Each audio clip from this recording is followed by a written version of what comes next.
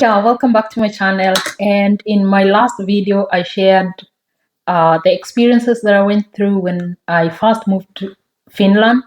And everything was new and exciting. But after a few months, the excitement faded away and the reality hit in. So, first of all, finding a job took forever, making friends, and even simple things like buying food or filling out forms became daily challenges. So that's what culture shock feels like. And I shared in my last video. And you feel the frustration, the loneliness, and everything was overwhelming. But the good news is it doesn't last forever. So in this video, I'm going to share with you how I was able to overcome the culture shock while moving in Finland and the simple things. Actually, I'll share 5 simple things that helped me to overcome the culture shock. So join me, don't go away. So, the first and foremost thing that will help you overcome culture shock is to recognize when it's happening. So, in the beginning, you're so excited. Like for me, I was taking photos and videos everywhere I went.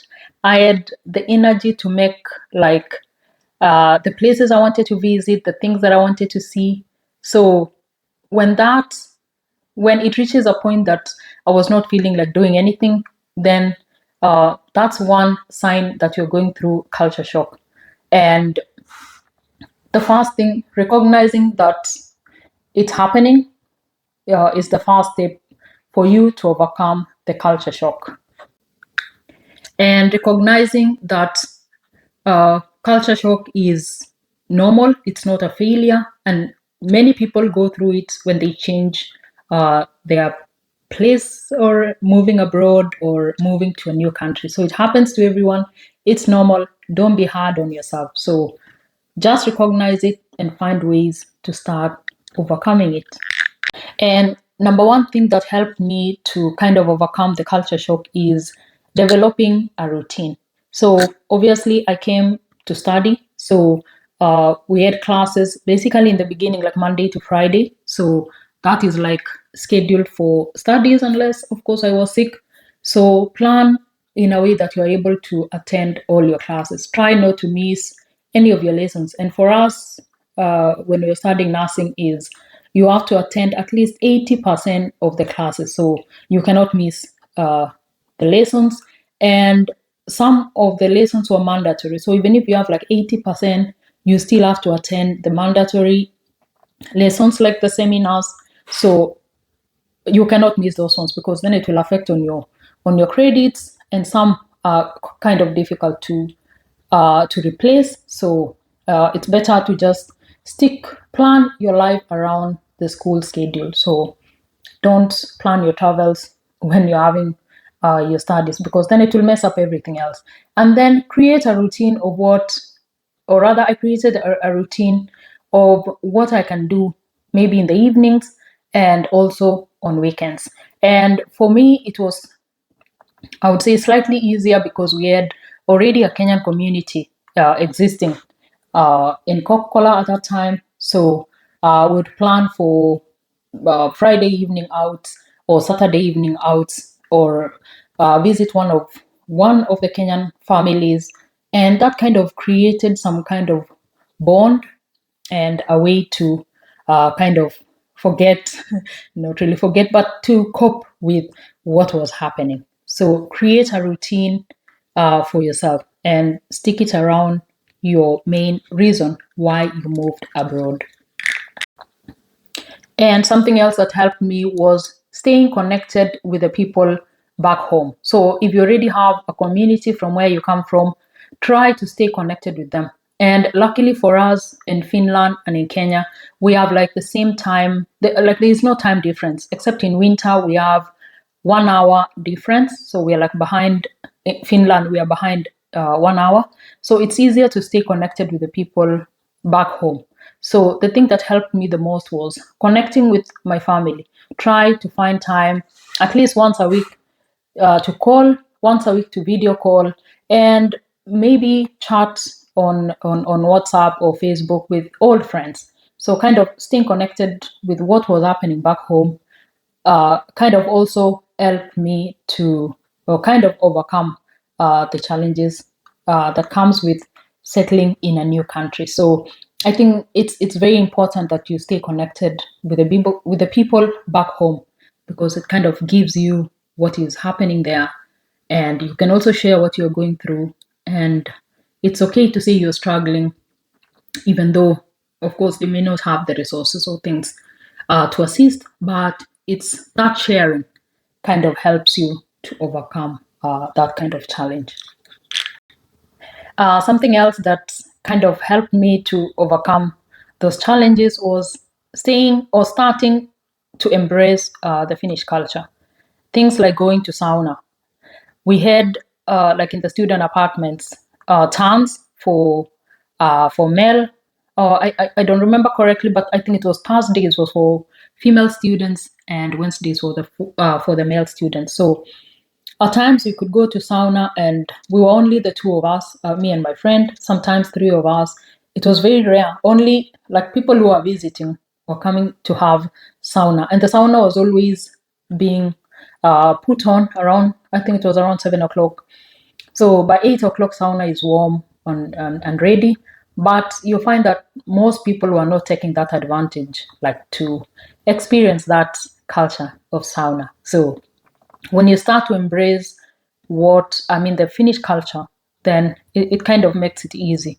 Going for walks, going for anything that helps you helps you to cope, and especially like attending traditional seasonal events, or traditional events like Christmas parties, Easter parties, things like that. It kind of helps you to start coping with those challenges, because you have something new to learn, and you find that it kind of helps you. Another thing that helped me was finding connections or making friends. And sometimes you feel like friendships will just happen automatically, but no, you can wait and wait, but don't. And once you take the first step, maybe to say hello or ask a few questions to someone, if you're sitting somewhere, then somehow people start a conversation. And when they notice that you're struggling in Finnish, they sometimes chip in English or something like that. But somehow you create your own connections. You create your own connections. So it helps you to overcome that kind of challenge of being lonely or not being alone.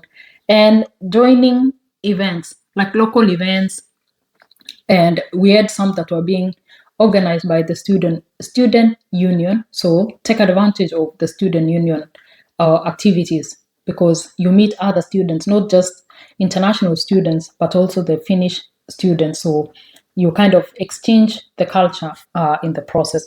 And then there was also like the language meetups, or what was it called?